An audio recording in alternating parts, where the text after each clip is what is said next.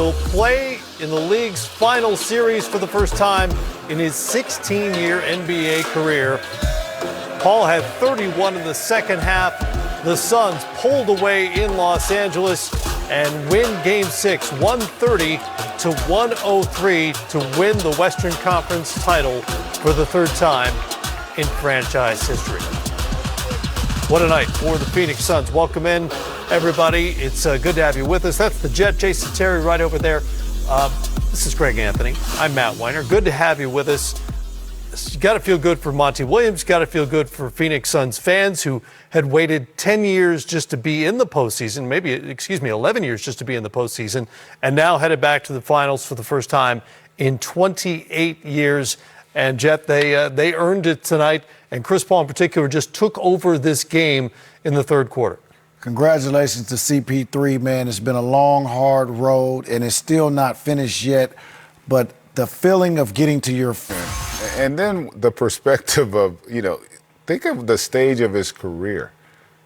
How many years he's been at this level. I mean, even this year, 16th season? 16th.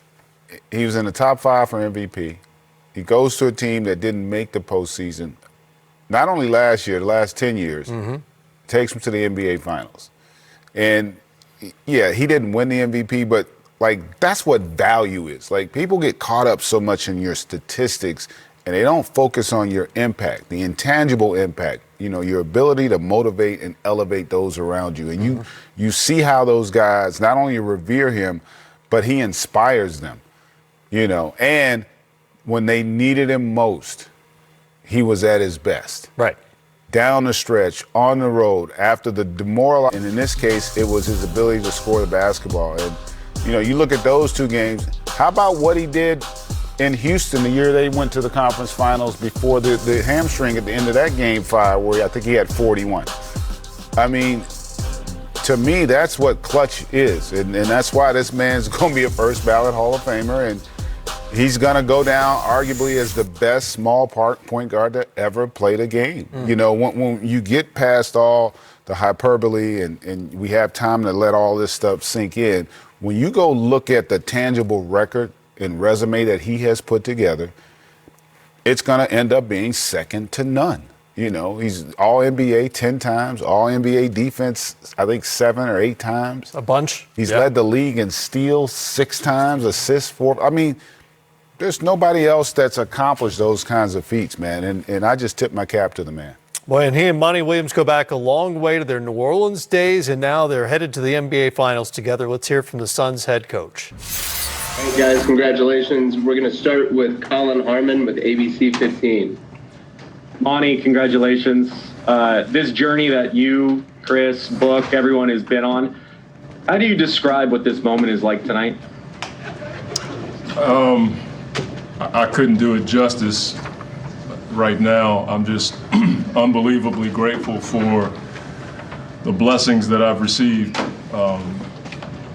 as a coach, working with people like Randy, getting to coach the players, moments like this, just out there on the floor talking to a few of the guys. They were like trying to figure out the feelings we were all having. And I remember being in those moments when I was, in San Antonio. It's hard to describe. You're just grateful for it. And we know we have more work to do, but it's hard to describe it in the moment. You're just grateful for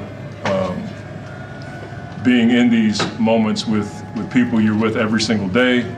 And thankful for your family, thankful for, again, the people you work with, thankful for the fans that travel. And to be able to win a game like that is huge for the organization, the city, all of that stuff. So that's what I have in my heart right now. It's just a lot of gratitude, and I'm just so thankful God has given me the job I have, and I get to work with the people I work with. Next is Dwayne Rankin with the Arizona Republic, followed by Kellen Olson.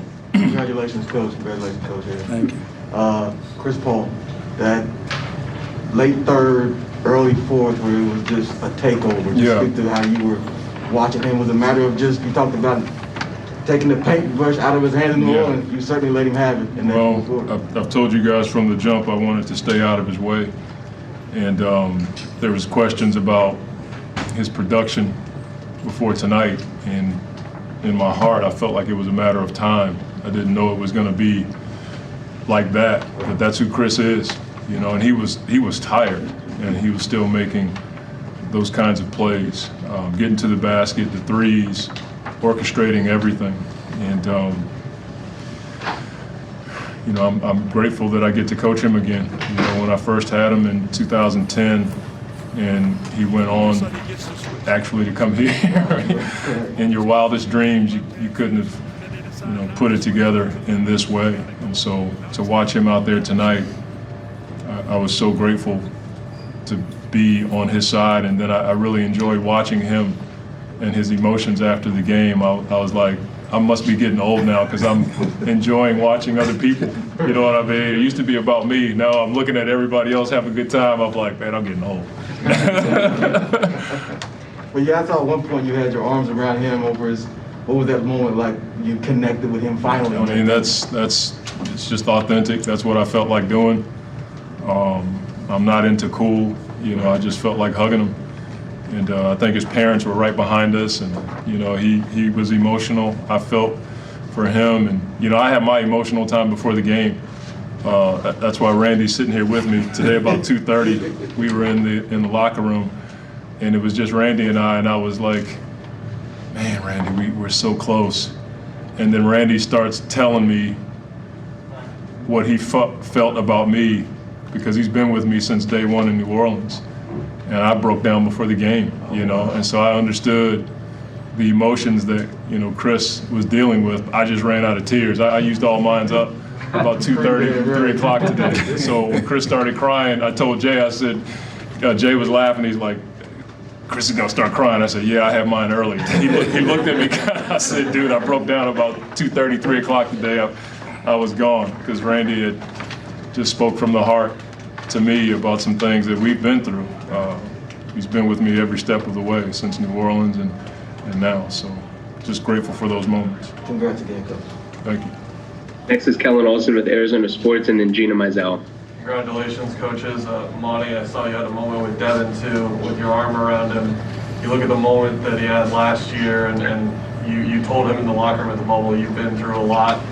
He stuck around in this situation. There are a lot of the situations that end up differently like this, but he stuck around in Phoenix, and for him to get here, just how do you feel for him as a coach and a friend? I just feel I'm happy for him, you know, because I've been with him every day now athletically for 2 years. So I've seen the work, I've seen the passion, I've seen his family and how they, not just him, but they want it. They love Phoenix. They don't want to go anywhere. They wanted to do it there. And so for us to be in this position to go forward and have a chance to win a championship, it takes me back to my first conversation with him at a restaurant in Scottsdale. He looked me right in the eyes and he said, Coach, whatever you need me to do, I'll do it. And that was the beginning, you know. And so to see him in this position is gratifying, but he'd be the first one to tell you, you know, we enjoy this, but we know we have more work to do. You know, he's dead set on competing for a championship, and that's been his focus, and I'm glad to be a part of it. Next is Gina Mizell with Suns.com, and then Dave McMenamin. Guys, congrats.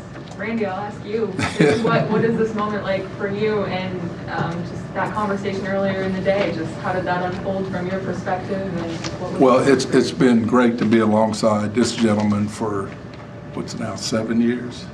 5 in New Orleans and 2 here. He respects the position, and that's really gratifying for me to see how much work he puts into it. I told him today, like, we'll have a situation that we want to talk about at the end of the day before we all go home. I know the next day he's put in the time to come up with a solution for that situation. And you respect that. I've seen that for 7 years. I've seen the growth for 7 years. So that's really special for me to see. And it's been 20 years for me to get back to this point. So it's, you know, you got to put in the time, I guess. It's a grind, but I'm happy to be here. Next is Dave McMenamin with ESPN, and then Mark Spears. Congrats, Monty. Congrats, Randy. Lonnie, I guess both of you being basketball lifers and knowing what it's like to keep your all through the grind and all that, do you have any sense of the opportunity tonight, how special it was, Chris Paul playing his former team, making finals for the first time, playing for his former coach and the new situation, like all of that coming together? Could you put words to it? Yeah, you can't. I mean, I wouldn't do it justice. It'd be really hard to do that, but you just never think that you're going to have those kinds of opportunities. It's a bit of a sweet spot, you know. We haven't won the championship that we want to win, but to see it come together like this, for Chris to be able to come back here, Randy and I and Willie Green were together with him in New Orleans. Then, you know, he left and we stayed in contact. Randy and Chris stayed in contact. We were all still tight.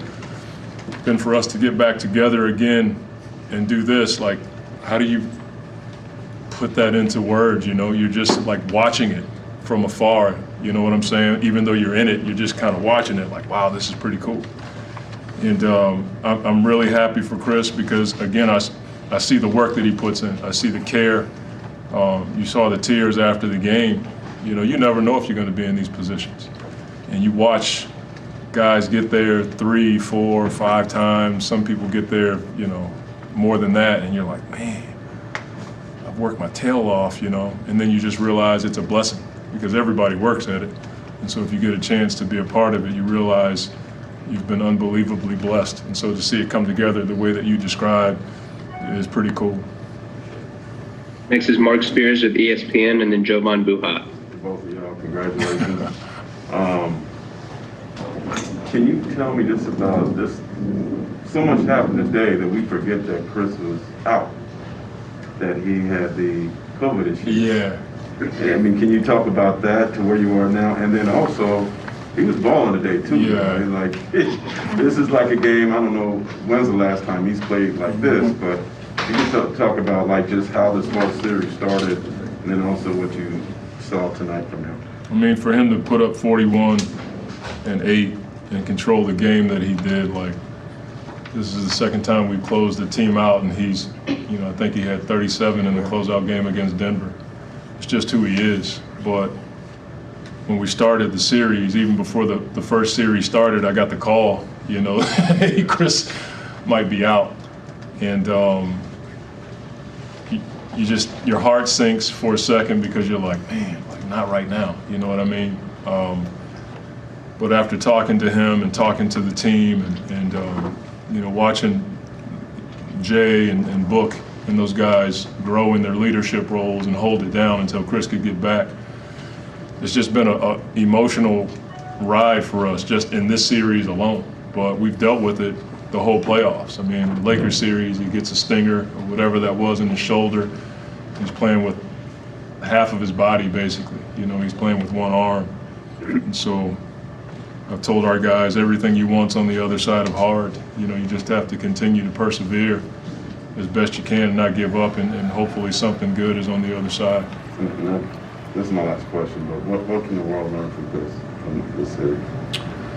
Will, you know, you never quit. You know, he has a number of contemporaries that have won championships and been in this position, and having been around him, that's all he wants. He wants to be a part of winning, and he's persevered through a lot. You know, injuries, playoff heartbreak. You know, being as close as he was in Houston, and getting hurt, and not having a chance to compete for a title. I know that burned him, and so for me to be able to, you know, watch that and then be in a position with him to go forward and have a chance is pretty cool. If you can learn anything from Chris Paul, is to keep going, don't quit, serve others, because that's what he does. He cares about his teammates. He spends a lot of time. You guys have no idea how much time he spends with these young guys on our team. And I think when you serve people like that, they follow you, you know, and that's why he's such a good leader, because he serves the guys that are around him. Next is Jovan Buha with The Athletic, followed by Dan Woike. Hey guys, congrats. I want to ask about DeAndre. This was his 11th double-double playoffs, and kind of bounced back from last game where it was I guess, subpar by his standards. But this was the second time he did that in this series. What have you seen from him in terms of his growth and, more importantly, his consistency? I think with DA, Randy could attest to this because he and Mark Bryant spend more time with him than I do, actually. But he's just learned how to embrace the grind, you know, the day in, day out work, and then he's starting to see it pay off on this level. You know, it's one thing to see it pay off in the regular season. It's totally different to see a guy dominate series after series after series and see all the work that he's put in and all the things that they do every single day. Randy and Mark and the group of bigs, I think that's what I've seen from him. He's embraced the work. He's embraced being a part of the scouting report. He's embraced coaching. He understands that we're trying to call him up, not out, and how much we care about him. He's embraced it all. And at first it wasn't as easy because he didn't know me and I really didn't know him, and there was a lot of new stuff coming at him, and then he had the pressure of being the #1 pick. Once he got all of that out of his mind, I think he just embraced his role and embraced the grind of trying to be a really good NBA player. Got time for 3 more. Next is going to be Dan Woike with the LA Times, and then Mark Medina. Hey, Mark. I think it might have been the third quarter when the Clippers went on that 10-0 run. They blow coverage out of the defense. Chris is open, and he hits that shot. Yeah. How big of a shot do you think that was? It was a shot that helped me loosen up in a certain area of my body. You know what I mean? That was the deal. You know, it was getting to that point where I used the timeout on a challenge, and so my timeouts were starting to get a little dicey, and for whatever reason, they didn't guard him on the right wing, and they just kind of stared at him, and it was a moment. You know, Chris loves those moments, but when he hit that shot, it was almost like symbolically he was like, "Coach, I got it." You know, and he's done that time and time again this season. Did he say anything in that timeout that you remember? He and I were both talking about poise and execution. We knew that it could get a bit physical, and you know, every series we've had, it's been emotional. Stuff's happening in a closeout game, and so he was talking about that. I reiterated it. I tried to give us some structure on offense, and you know, we've been talking about poise with this group for a long time, and it paid off tonight. Final 2 questions are Mark Medina with USA Today and Melissa Rowland. Monty, Randy, congratulations with everything.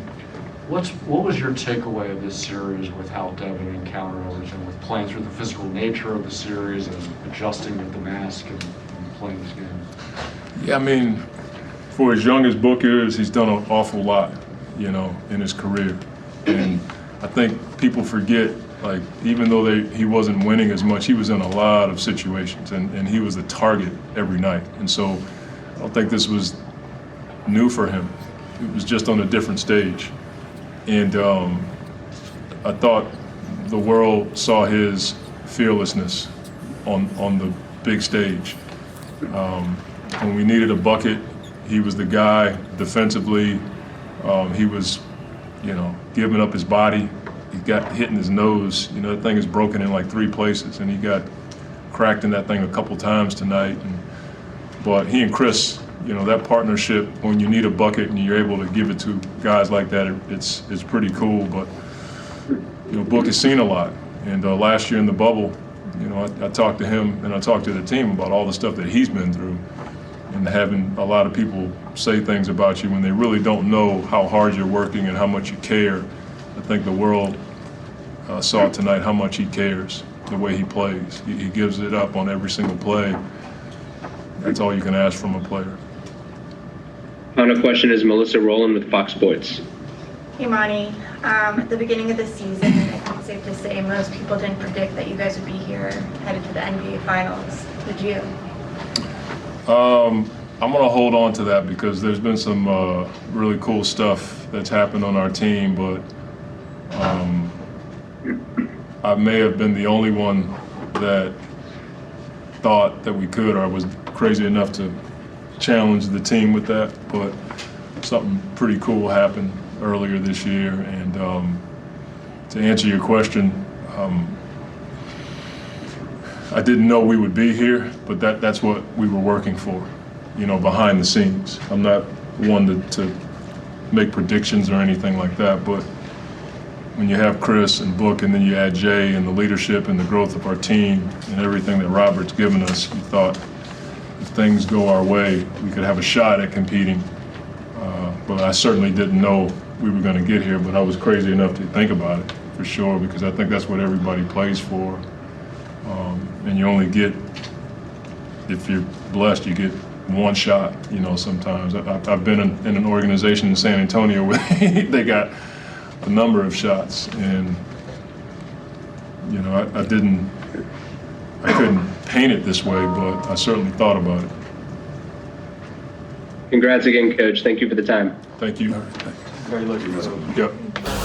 But couldn't find the magic tonight. A remarkable run for the Clippers, who reached their first ever conference finals, but it ends tonight. Last 3 minutes, obviously, the game decided at that point. There's some times I can see you kind of looking out in the crowd. Just at the end of a 5-week run like this, kind of what are you thinking about in that moment? No, well, first of all, I want to say thank you to the fans. I mean, they were unbelievable throughout this whole journey. We was able to get a packed house. I mean, it was great. And for those fans to show the players the love and support they showed them at the end, you know, even though we lost the game, that just says a lot about our fan base, what our team meant to this city, and it was just great to see. And I also wanted to say I'm proud of our guys. You know, been through a lot this season, a lot of ups and downs, a lot of injuries, but our guys just stayed the course. And we did something special this year, even though we didn't complete what we wanted to complete. You know, I thought we did a great job of just doing something special, doing something this franchise has never done before. And like I said, I want to thank Mr. Ballmer, Lawrence Frank, Mark Hughes, Trent Redden, and the whole Clippers organization for giving me an opportunity to do that. And like I told our guys in the locker room, I love those guys. I go to war with them anytime. And so just proud of them, even though we came up short. You know, it was a great run, despite everything we had to go through. Is there any moment in the last 5 weeks, things you pick out is something that's going to stick with you? I can't hear you, Andrew. Is there anything in the last 5 weeks, like this playoff run, that's going to stick with you? You feel like from just the ups and downs and the comebacks?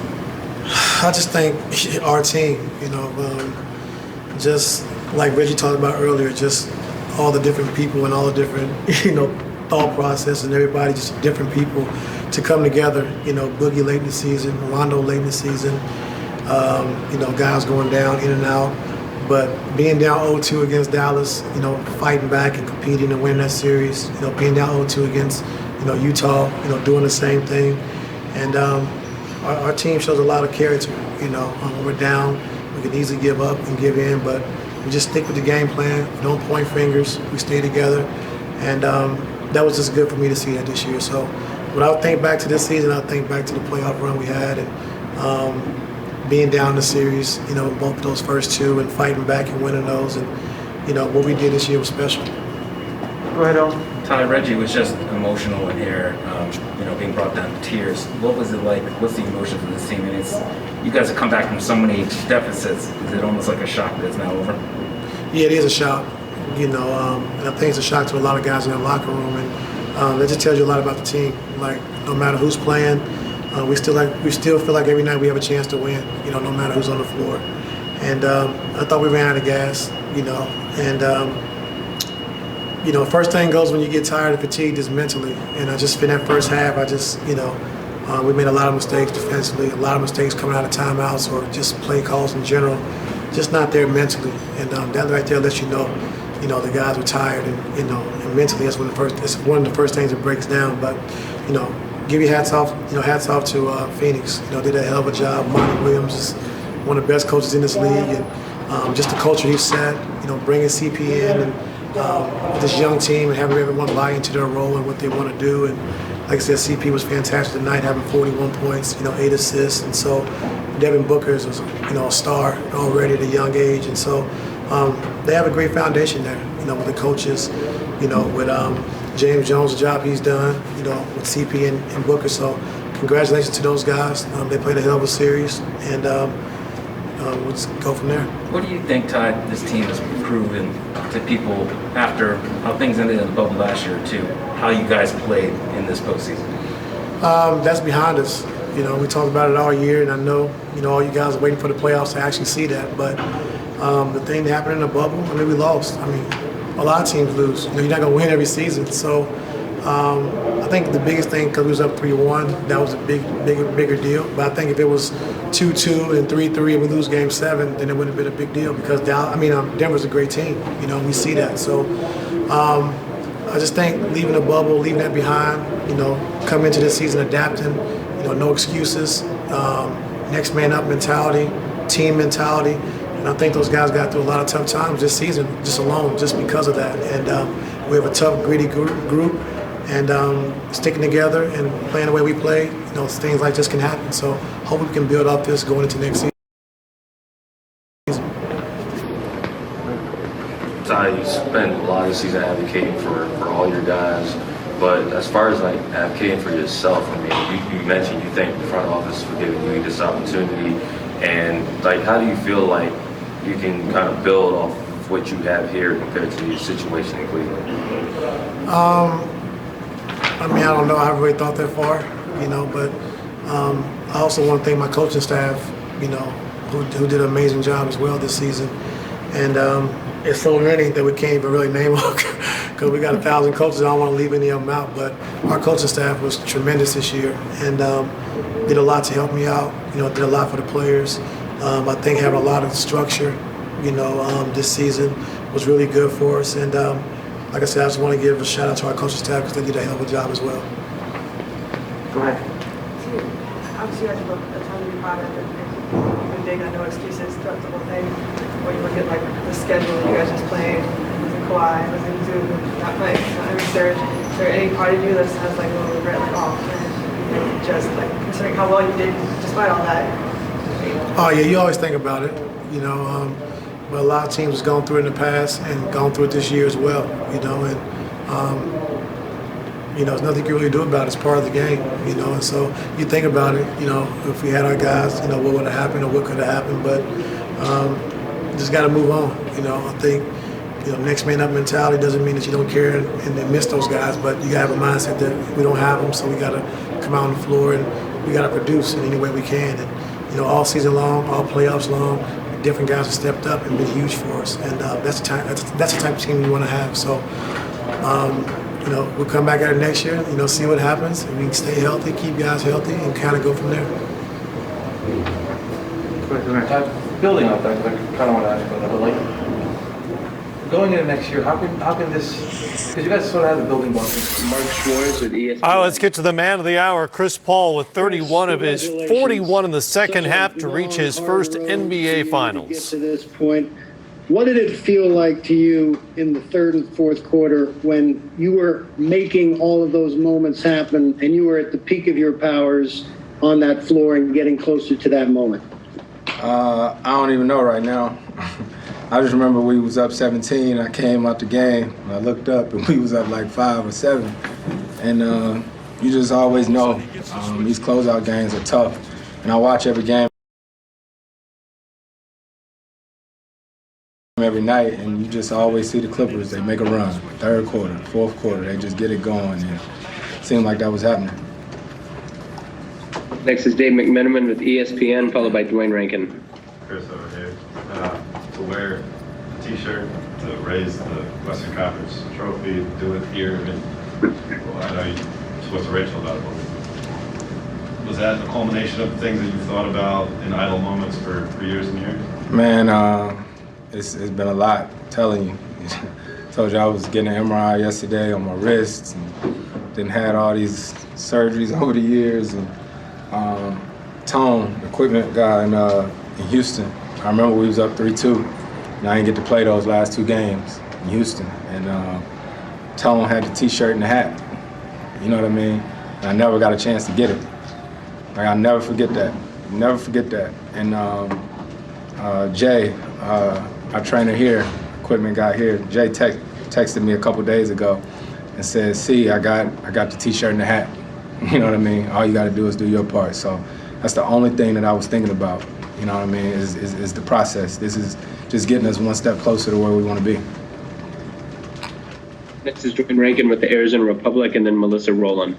Yeah, Chris, I've been trying to calculate numbers. I think there was a point you scored 24 of the 30 points when you guys went up big, like 119 and 89, something to that effect.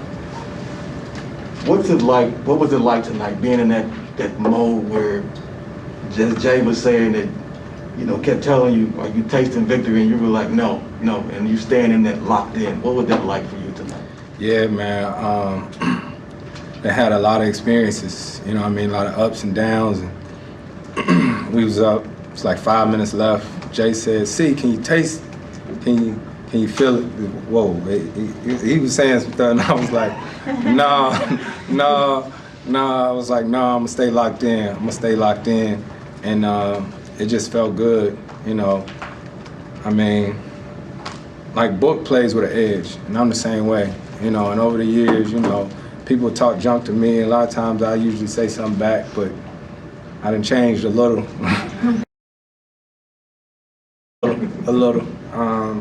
And I just kept thinking, you know what I mean? If we do what we're supposed to do, I'll get the last laugh. You know what I mean? So you stay the course long enough, you break them, and that's what we did. That's what Jason said about Beverly. He said that whole push that you guys knew then that they were broke. Yeah. It hurt. It sting. It sting. Yeah. Thanks, Chris. Next up is Melissa Rowland with Fox Sports, followed by Jovan Buha. Hey Chris, congratulations. Appreciate it. We all saw the emotions pouring out of you after the game. Can you describe to us what was going through your head at that time? And I was just happy and proud of our team. You know what I mean? Not winning Coach of the Year, but we know who he is.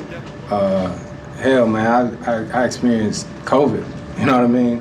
Just a week ago, I was here at home, couldn't be there with my teammates, and that's what you call next man up. They won 2 games in this series without me. And just shows you how crazy it is. First series, got the nerve thing, you know what I mean? Win the second series, end up with COVID. It's been a lot, man, and I want it not just for myself, but for everybody in that locker room.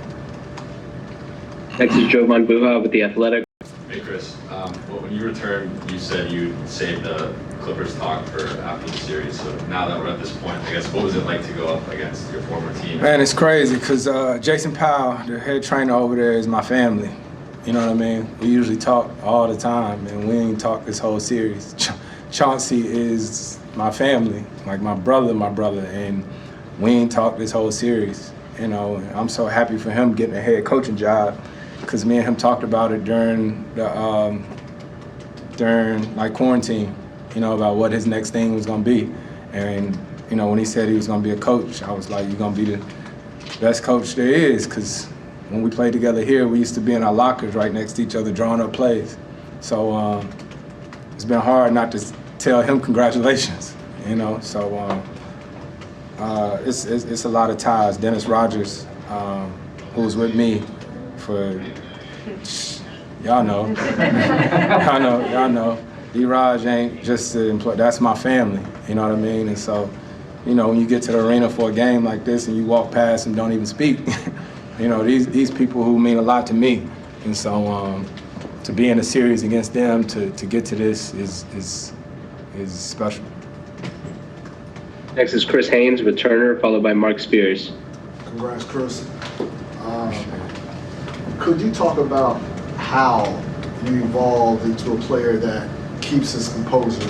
Because during this series, you had your, I don't know if I'll call him bouts, but DeMarcus, you and DeMarcus is going. Oh, that wolfing. Yeah, ain't nothing. Ain't nothing. But how do you keep your composure and not respond back like that? Those who do. You know what I'm saying? You can do it, you do it. And I think I've just been on the other end of so many losses. You know what I mean? And I know what that feel like. And before the game, me and Jay was talking about it. We put the work in. If you put the work in, then you live with the outcome. You know what I mean? So we work. We're a work team. Past 2-3 games, I've been playing with my fingers buddy tape. These two, and I shoot around today. I said, I ain't doing that. I ain't doing that tonight. And, excuse me, Book said he wasn't playing with his mask on either. And so it was good to see it all come together. Next is Mark Spears with ESPN, followed by Sam Amick. Chris, I saw you pointing up to the suite. I see the hat on. First question is just in terms of your family, I assume that's for the hometown. Oh yeah, Trefo. Talk about the hat and pointing up to your family. Yeah, Winston-Salem, that's me, born and raised. Like I always say, all these years, like we still got a ways to go. We still got 4 wins, but all these years I done had my hometown and my family right there with me. You know what I mean? So, like I said, it ain't just for me. I asked Jay, I got an extra hat and a t-shirt so I can take it to my brother. You know what I mean? My brother, my whole career, he didn't miss one playoff game I'd have never played in, home or away. So anytime we win something like that, it's for my brother always. I saw your dad once cry talking about your relationship. Yeah, I mean, everybody got relationships. My pops is, that's my dad. Fortunately. I'm talking about the relationship between you and your brother. Oh, yeah. What it meant to you. Yeah, because it's just us. It's just us. I ain't got no sisters or nothing like that. It's just me and my brother. And my brother been with me since day one. Like literally. And everybody know my brother. You know what I mean? The referees know my brother. Everybody know my brother because he's there. You know? Like some people be there, but my brother is there. He always there. He tell me what I don't want to hear, and he just, I mean, I love him to death. And can you reveal that you did bark plays to him when you were out? I did, and that wasn't true. What, did I texted my brother? Yeah. No. My brother know the game on his own. He was telling Jay his own stuff. You talking about when I had COVID? Yeah. Yeah, I was texting the guys that work in the back. My brother was saying his own stuff. He know the game. My brother. Hey, come on up, brother. I'll let you post up with you. I need to get it lifted. It's next to him, man. What do you think, bro? All right, Chris, next up is going to be Sam Amick with The Athletic, followed by Dan Wojcicki. Yep. CP, congrats, man. Appreciate it, Sam. You talked earlier this year about a conversation with Willie where he asked you, you ever think about what if you didn't leave this thing? And he said you didn't know what you might have learned, but at that point, we didn't know the story would get here. To be out there tonight when you've got Clippers fans waiting around, chanting your name and the way that it's a little bit of a Hollywood script, the way this thing went. You gotta know, like I told you, Billy Crystal and his wife, the Hernandez family, Iger, you know what I mean? Like I played 6 years here, and a lot of these fans became my family. So Willie, he talks to me about AI all the time, who AI is obviously a hero of mine and texts me after every game. AI texts me after every game. And so Willie just said, if I could do it all over again, what I left. And I said, yeah, because I learned a lot of stuff along the way. And this is like a story book for this part, getting somewhere that I've never been before, going against a team that I always be connected to. Got time for 3 more. Next is Dan Wojcicki with the LA Times, and then Mark Medina. Hey, Chris. I know you want to win more than anything that drives you as a basketball player. But as some of this stuff has happened over the years, the thumb in a jersey, Portland. The hamstring, the Rockets, Houston. 3-1. I mean, like, seriously. I can run them off to you. COVID, a week ago, right. The shoulder. Has it ever in your mind been like, this might not happen? Nope. I ain't built like that. You know what I mean? It's just get to work. What was it, game 3? I found out I partially tore some ligaments in my hand. I was like, oh, here we go. But you just, I got an unbelievable team around me. A lady named Ann, you probably seen her. I hugged her when I walked off the court. She's been in every road game, home game, working on me, just trying to get me right for every game. So I'm appreciative to my team around me, my chef, all this. It's a game. It's a real live game that puts it all together. This hit you differently, having gone through all that stuff? Yeah, just because it's a lot. It's a lot. Even I'm a big thanks to Sam Presti for even allowing all this to happen. And I think back to my first conversations with Book. You know what I mean? With James Jones, all the stuff that had to happen in order for us to get here. right? It's just part of the process. Final two questions are Mark Medina with USA Today and Rachel Nichols. Chris, congratulations on everything. Appreciate it, Mark. Monty was saying that, from when he was first coaching the Wolves, that he noticed that you've made some adjustments of just your leadership style, how to pick your spots of when to get on guys, when to be a nurturing team. And how do you look at how you've approached that over the years and how to your students? Experience, you know what I mean? Just leadership experience. Like when they made that run some years ago, I'd have jumped up, been yelling over there on the bench or whatnot, but I just stayed there and was like, okay, it's cool, because you learn how to deal with different guys, and if you go crazy like that, that might make them a little bit nervous or gun shy. But I'm grateful for all the experiences, good or bad, and just gonna keep enjoying the process. Final question is Rachel Nichols with ESPN. I do want to ask about the two of you. That workout you did that first night, the day you were traded, and thinking back on that, and then Monty Williams has said that he tried to kind of tell you guys how to play with each other, and that pretty quickly he was like, I just need to get out of the way. What do you remember about both of those nights, or both of those experiences? I got the trade happened, say it was on a Monday. That Tuesday morning I flew in and we had a gym, and Johnny, my trainer, worked us out. And cause then I had to leave and go shoot them State Farm commercials. Like it was all in one day. And I don't know, it's been cool, man, cause you think about it, like that first or second week of the season, coach met with us and said we had the worst starting five in the league. Remember that? Yeah. We had the worst starting five in the league, plus and minus. And me and Book, we talked about it, and throughout the season we figured it out. That's it. Yep. Appreciate you. Thank you for the time, Chris. Have a good one. My 10th year's been my best year. It was the most challenging year. The most fun year. Not sure when you're gonna play. Ups and downs, guys being injured. Still finding my way in this locker room. First thing I told those guys is thank you for saving me. And I appreciate them.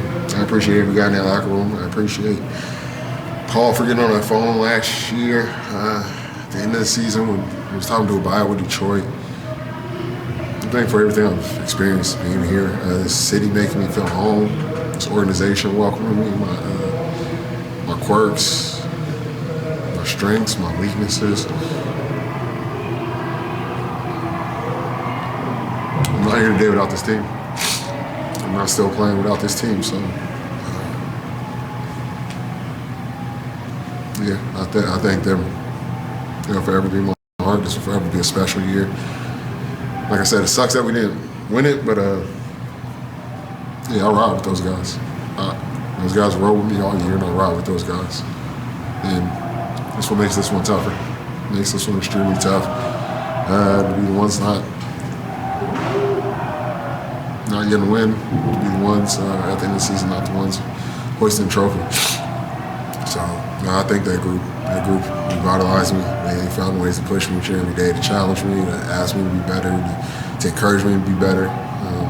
They were just friends. They became family, and it's been a great band of brotherhood that we built here. It's been an extremely special year under these extreme difficult circumstances that everybody's been under with the pandemic or COVID. The last year and a half, the way this team's taken me in, the way this core group has welcomed me, the way that they've allowed me to be myself, like I said, I'm forever thankful, forever indebted to this group. So you think this team and that playoff run meant something to Reggie Jackson? You can hear it in his voice, you can see it in his eyes. Remember, this was the best result in LA Clippers franchise history. They had never made a conference finals before. When Kawhi Leonard and Paul George were on the floor, they were a formidable duo, averaging better than 57 points a game in the postseason game they played together. Unfortunately, Kawhi was not around for the last 8 games, and it's just a matter of asking, well, what if had he been on the floor? For the Clippers, looking ahead, Kawhi Leonard can opt out. We expect him to opt out and become a free agent. assuming he's back with the LA Clippers, what kind of foundation has been laid here moving forward? Well, you have two of the best players in our game on one team. They're a dynamic duo for certain. Just got to shore up the role players around them and keeping Kawhi around. Well, they're going to have to address the point guard situation. We just heard from Reggie Jackson, who's going to be a free agent as well. They're going to have limitations on what they can offer him. So it's going to be a matter of whether or not he's willing to take a pay cut. There are going to be several teams, I would think, that are in the market for a veteran point guard, particularly after the way he's performed this year. Nicholas Batum, does he come back? Like, they had a lot of guys that really complimented who they were. If they can bring back that entire bunch, typically, though, that's not enough. You still need to add. You got DeMarcus Cousins redone, and then figuring out what can we do with Reggie Jackson? Can we bring him back? Because he was a really good fit for them. And the other aspect of it, he and Paul George are really close. Yeah. And so you would like to have that chemistry and that relationship continue to prosper and grow. Paul George did not have his best offensive night. He only took 15 shots, as we referenced earlier, but did keep a streak alive. He scored 20 or more in all 19 playoff games for the LA Clippers. He was their offense for much of this postseason run when they needed buckets, and here he is after elimination tonight by the Suns. Go ahead. Nick Ball, first of all, congrats on a great season. What can you say about this team? I mean, you guys obviously fought through a lot of adversity, a lot of injuries, tight schedule. What can you say about the fight that this team has shown from the beginning to the end of the year? Yeah, I mean, we fought all year. Very proud of my guys, what we had to overcome. Throughout the year, we had injuries throughout the season. Obviously injuries in the postseason. We found a way to fight through it. We found a way to keep going, keep playing. We just had each other's backs all year. And, one of the greatest locker rooms I've been a part of. Reggie was pretty emotional after the game, talking to us. So he was thankful for this organization, for you, for picking up the phone, for calling, getting him here. What has it meant to play with him over the last year and a half, and I guess you play a role in getting him back next year, trying to get him back next year? Yeah, but obviously Reggie has played himself into some options, I'm sure, coming down to his free agency. Rightfully so, played his ass off. But of course, I would love Reggie to come back if that is an option. I'll try my best to play my role and to get him back to being a Clipper. Go ahead, Lau. Paul, I remember at All-Star break how appreciative you were of that moment. Obviously not making it last year and making it this year, and basically saying, looking around, being like, I'm still here, but you never know how many more of these you get to go to. Like, when you kind of contextualize your own season, your own journey to get through and into this season, like, what do you feel like you've learned about yourself, and how do you kind of take that into maybe this offseason and the next season? I mean, nothing that I didn't know already. The narrative of me not being a postseason player or all of that I never understood it. But it's not much. I've been the same person. I've dealt with stuff, as we all do. Makes me no difference than the next man. But it is what it is. I came up short again. I'm proud of what we did as a team. I wasn't out to prove nothing to nobody, but to show up as a leader for this team and put us in position to get to where we got to. Again, came up short. My good wasn't enough, but there's room for improvement, which is what I try to continue to push the envelope to get better going into this summer. But it's good though. I'll look back, I'll reflect, I'll see what I need to get better at, and address it right away when it's time to start training again. You mentioned that you're going to try and do what you can as far as Reggie's concerned. Obviously, this team has other potential free agents, Kawhi being one of them. Like, how involved do you feel like you need to be as far as the team and also just with other players on this team, just keeping that dialogue going? Well, one of the commitment I made of signing my contract was to show I'm here for the long run, and I'm committed to this team. Hopefully that weighs on anybody's decision, but there's no hard feelings. These guys, they got decisions to make on their own. I'm gonna definitely try to, I haven't talked to any one of them, but hopefully this is where they want to continue to play and grow and be something and do something special in the long run. So yeah, I'm definitely try my hardest to recruit. And that's all I can do. This partnership between you and Kawhi started because you guys want to play together, two Southern California guys. What do you feel like the connection you guys have made, the team has made with Kawhi in this last 2 years, really your first time being together for this long? Yeah, I mean, we've made great connections. I think we both grown, myself and Kawhi together. I think, we really enjoy being teammates, and we see what we can be and what we can do.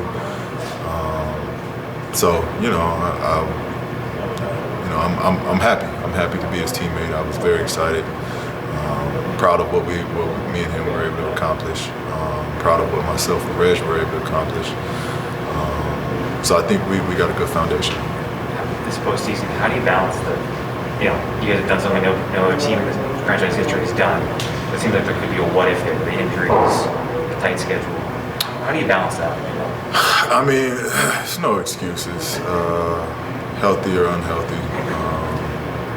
We were literally one possession from each game up to this point, one possession in each one of those games of this series being a lot different.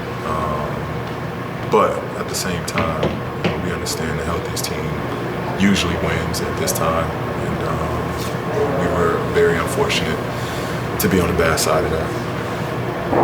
Go ahead, Al. Paul, you were just saying that you were really happy of what you and Kawhi could do, and you saw possibilities. I'm wondering, what did you think you guys probably could have done? What did you see? What you guys did? Think about maybe what you guys could have done together had you been healthy. Oh, we would be going on. This series would have been a lot different. We talk about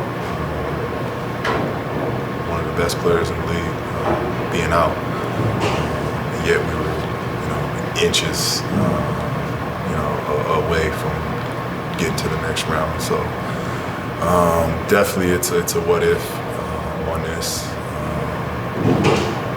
The fact of the matter is, we didn't do enough. We didn't do enough to win, and that's the reason we're going home. When you think about what this team has, and maybe, I don't know what it needs, is there anything you think that this team can add to build on what you guys did this year? From personnel, personnel. No, I think we didn't get here for no reason. I mean, we had the pieces we needed. We just had pieces that got hurt during the process. It's really what it just came down to. We had the pieces to get to where we wanted to get to.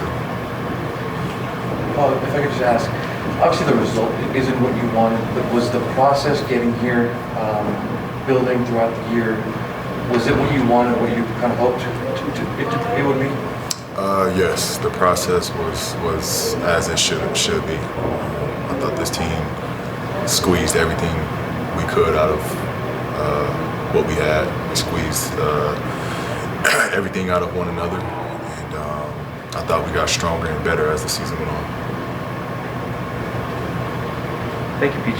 Thank you. Good doing. To the final. Thank you. The quote, Drake, you started at the bottom, and now you're here. Straight the up. team is here.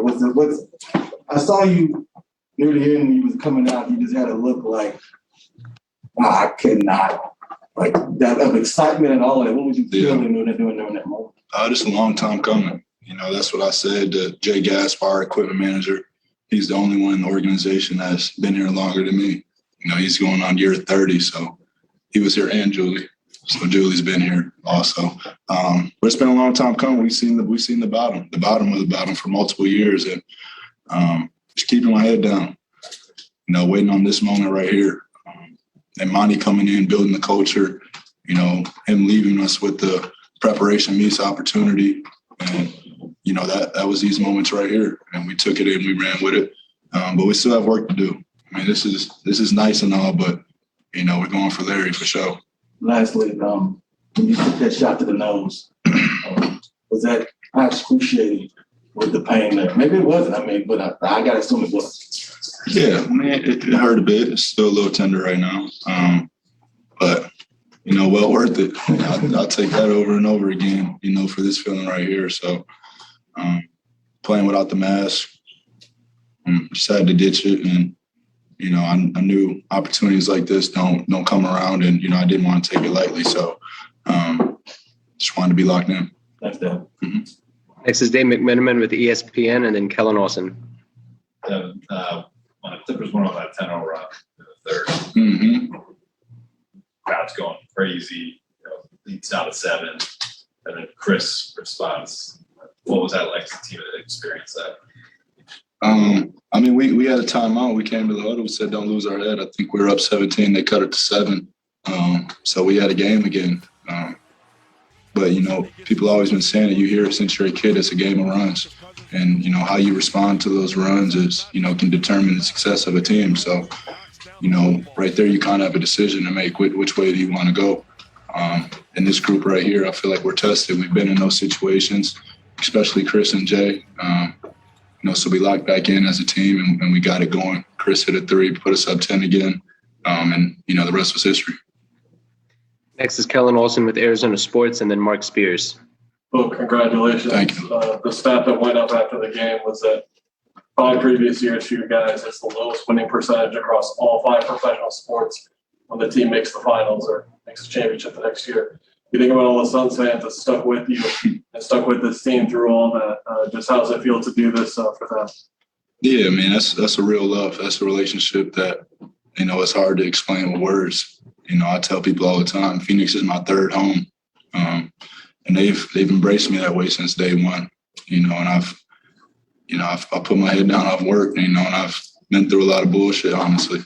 But, you know, just being who I am and, you know, seeing the bigger picture, having a tunnel vision on, you know, what this can be. You know, I seen the parade when they didn't even win the finals. They just made the finals.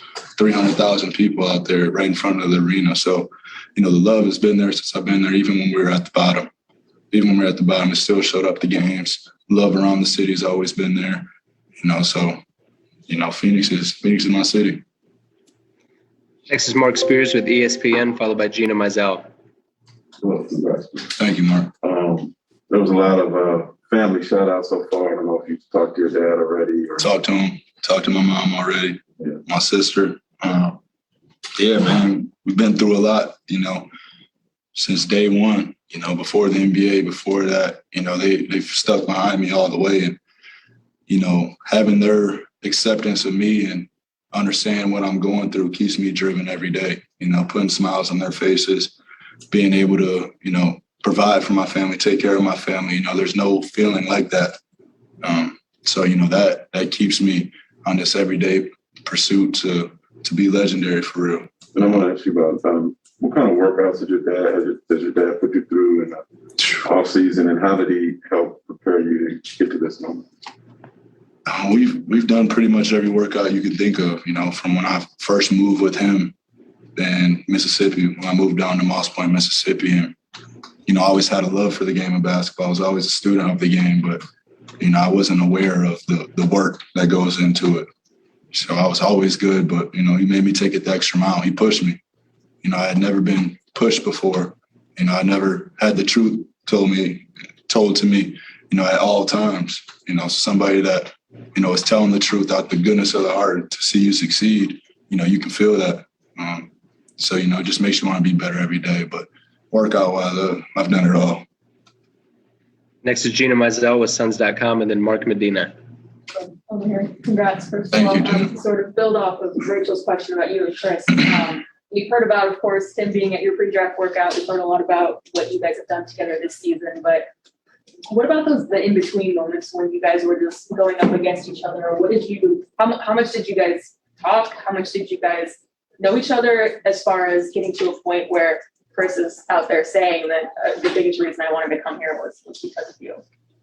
Yeah, I mean, Chris, like you said, he took us and me, D'Angelo, Carl, pre-draft. You know, he came and worked out with us a couple of times, and that's where relationships started. But, you know, I think he thinks when we played against each other the first time that it was going to be a love. But, no, I started talking shit to him right away. and what he says about, you know, we almost get to fighting, that's because multiple times we've had our disagreements on the court multiple times. And, you know, it's just those type of competitors, you know, the players that you're like, I don't like playing against that guy, but I love him on my team. And Jay Crowder is also one of them. So I've got into it with him. Got into it with him too. So, but, you know, those are the ones that you want to go to war with. You know, those are the ones you want to put the jersey on for. And, you know when it's not your day that, you know, having people behind you, having that support system behind you gives you confidence to keep going. And just honesty, you know, like what I said with Mark, you know, this group, they've been there before, you know, they've been in these situations before. So the honesty with knowing what the bigger picture is and what we're trying to get to, you know, has been since day one. Not that not easy, a problem with but us. Just Grammarly can... somebody's messing around, let them know. With all that said, so when you get word that the trade might be a possibility or the trade's happening, do you think, okay, yeah, we're both like kind of cut from the same cloth. This is gonna be good. Yeah, we had some conversations before, and you know, I knew, you know, if that went down, that he was coming to Phoenix, that, you know, we were gonna be able to make some noise. It's pretty easy to feel good for Devin Booker and a lot of folks around the NBA, past and present. Guys like Manu Ginobili are really happy for Chris Paul after all he has been through in his NBA career. 16 years in, still dominating in a closeout game in the Western Conference Finals.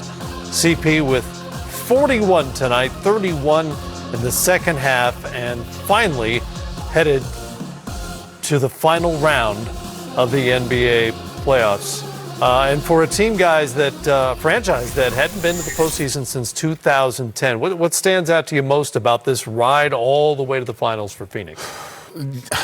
There's a lot. I think the momentum of the bubble started it, because I think that's what made them feel comfortable about going after Chris Paul. You know, I think that was the moment where they said, okay, we're trending.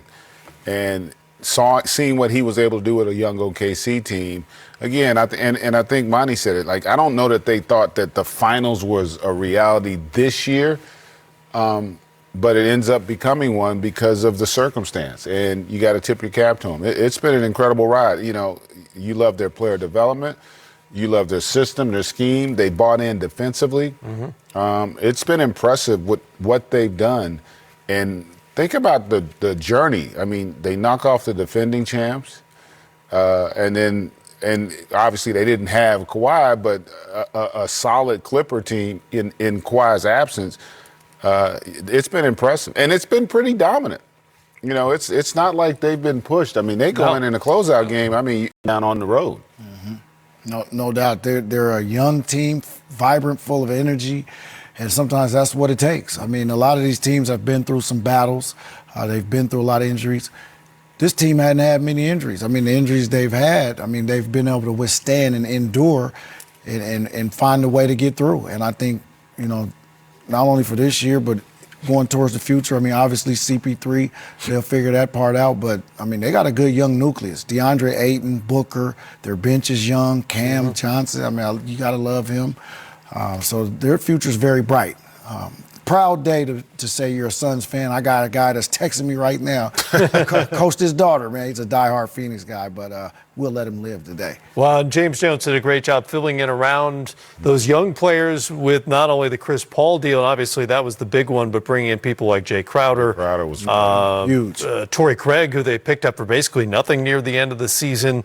Dario Saric gave him some good minutes as well. Cameron Payne who was basically a scrap heap guy and had some huge moments in this series and in these playoffs. Next stop, the NBA Finals. Game 1 will be on their home floor. We'll have post-game coverage of that game and, of course, the rest of the Eastern Conference Finals as well here on NBA TV.